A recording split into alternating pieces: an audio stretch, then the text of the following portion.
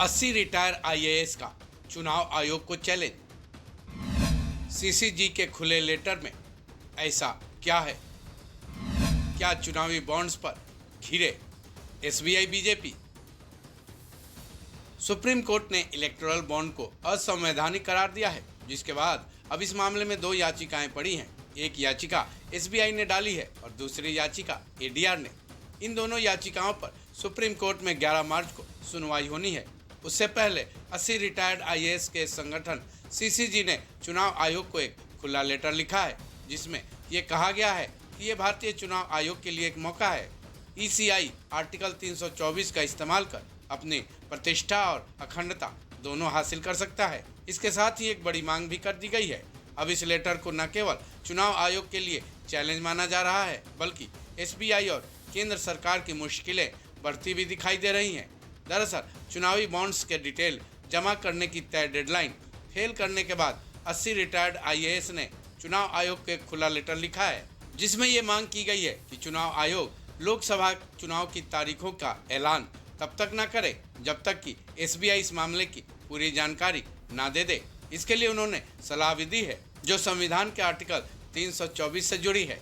CCG के इस letter में लिखा गया है कि 48 करोड़ खातों वाले और डिजिटलीकरण के हाई लेवल का दावा करने वाले इंडिया के सबसे बड़े बैंक के लिए एक अजीब सा बहाना दिया गया है। सीसीजी के सचिव सुभाष गर्ग ने दावा किया है कि इस पूरे काम में 10 मिनट से ज़्यादा का वक्त नहीं लगना चाहिए।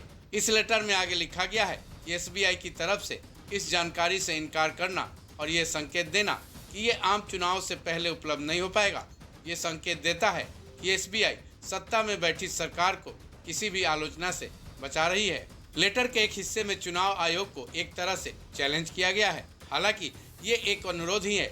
लेटर में अपील की गई है कि ये चुनाव आयोग के लिए मौका है कि वह संविधान के आर्टिकल 324 के तहत अपने पावर का इस्तेमाल करे और अपनी प्रतिष्ठा और अखंडता को फिर से हासिल करे।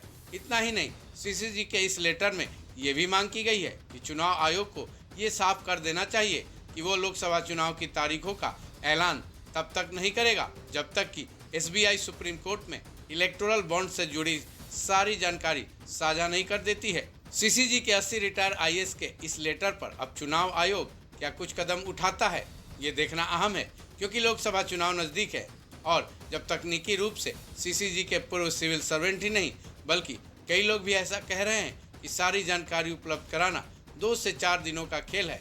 ऐसे में एसबीआई का सुप्रीम कोर्ट में 4 महीने के करीब तक का वक्त मांगना शक की सुई को और भी पैनी करता नजर नहीं आ रहा है क्या? बहरहाल अब इस मुद्दे पर क्या कुछ होता है, देखने वाली बात होगी। इस खबर में बस इतना ही। बाकी अपडेट्स के लिए जुड़े रहें वन इंडिया हिंदी के साथ।